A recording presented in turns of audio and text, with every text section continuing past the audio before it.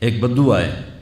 ایک صحابی آئے، یا رسول اللہ میرا باپ میرے مال کو خرچ کر دیتا ہے، مجھ سے پوچھتا نہیں ہے۔ تو آپ نے کہا بلاؤ اسے۔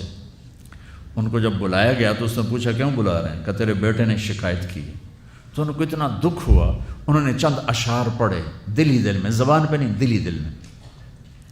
اور مجلس میں آ گئے۔ جب پہنچے دربار رسالت تو جبریل آئے ہوئے، یا رسول اللہ اللہ تعالیٰ کہہ رہے ہیں اس کا مسئلہ بعد میں سنیں، اس سے کہیں وہ شعر سنا جو تو نے بیٹے کے گلے میں کہے ہیں، اور اب تیری زبان سے ادا نہیں ہوئے پر تیرے اللہ نے سنے۔ تو آپ نے اس سے فرمایا اچھا بھائی تیری گل تو میں بعد سنوں گا، تو پہلے میں نے شعر سنا۔ انہوں نے کہا اشہد انک رسول اللہ، میں گواہی دیتا ہوں آپ اللہ کے رسول ہیں۔ یا رسول اللہ میں نے دکھ میں چند اشعار زبان سے نہیں دل ہی دل میں دہرائے تھے، اور آپ کے رب نے عرشوں پہ سنا، واقعی آپ کا رب بھی سچا اور آپ بھی سچے۔ آپ نے کہا کیا کہا تھا؟ کہ غدوت مولودا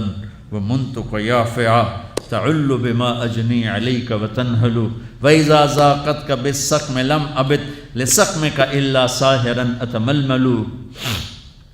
کأنی انا المتروک دونک بالذی ترکت به عینی وعینی تحمل تخاف الردى نفسی علیک وانها لتعلم ان الموت وقت مؤجل فلما بلغت السن والغایة التي الیها مدى ما فیک اؤمل جعلت جزائی غلظة وفظاظة كأنك انت المنعم المتفضل فإن لم تر حق ابوبتی فعلت كما الجار المجاور يفعل۔ میرے نبی کے ٹپ ٹپ آنسو۔ کہا میرے بیٹے جس دن تو پیدا ہوا ہم نے اس دن اپنی ذات کے لیے جینا چھوڑ دیا، ہم نے تیرے لیے زندگی کا سفر شروع کیا، تجھے ٹھنڈی چھاؤں میں بٹھانے کے لیے گرم ہواؤں سے لڑا، تمہیں ٹھنڈی ہواؤں سے بچانے کے لیے برفانی راتوں میں کام کیا، تیری ایک مسکراہٹ دیکھنے کے لیے ساری ساری رات تڑپا،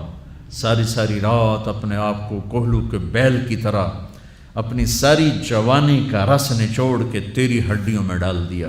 میں بوڑھا ہوتا گیا، تو پروان چڑھتا گیا، میری کمر جھک گئی، تیری کمر اٹھ گئی،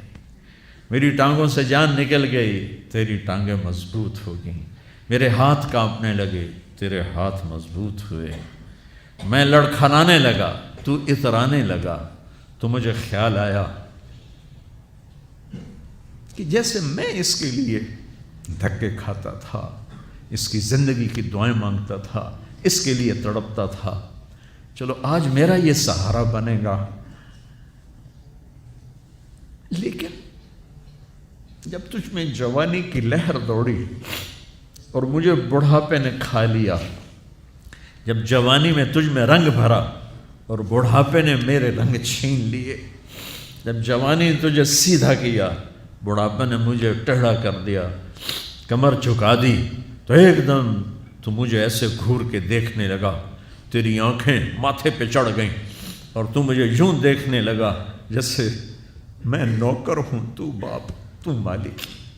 تو میں نے اپنی 30 سالہ زندگی کو جھٹلا دیا کہ ہاں میں باپ نہیں ہوں، میں نوکر ہوں، یہ میرا سردار ہے، اگر یہ بیٹا ہوتا تو یوں تو نہ کرتا۔ اس نے میری راتوں کے تڑپنے کو بھلایا، میرے گرمی سردی سے لڑنے کو بھلایا، کولو کے بیل کی طرح میرے چکر کاٹنے کو بھلایا، اپنی خوشیوں کو دفن کر دیا اپنے سینے میں، قبرستان بنا دیا اپنے سینے کو، اپنی خواہشات کا اور اپنی خوشیوں کا، اور آج تو مجھ سے ایسے بات کرتا ہے جیسے میں نوکر ہوں اور تو میرا آقا ہے۔ اچھا میرے بیٹے، میں نوکر سہی، تو سب، پر میں تیرا پڑوسی تو ہوں، بندہ پڑوسی سے پوچھ ہی لیتا ہے کیا حال ہے، کوئی ضرورت تو نہیں، اتنا ہی پوچھ لیتے۔ دیکھو میں آج رو رہا ہوں، یہ بڑے دردناک اشعار ہیں، میری اردو میں اتنی وسعت نہیں ہے کہ میں ان اشعار کا درد سمجھ سکوں اردو کے الفاظ میں، لیکن اتنا بتاتا ہوں کہ میرے نبی روتے روتے ہچکی لگ گئی، اتنا روئے، اور آپ نے اس بچے کے گریبان کو یہاں سے پکڑ کر دفع ہو جا، میری نظروں سے دور ہو جا، انت و مالک لابیک، تیرا سب کچھ تیرے باپ کا ہے، یہی باپ آج تمہارے ہاتھوں ذلیل ہو رہے ہیں۔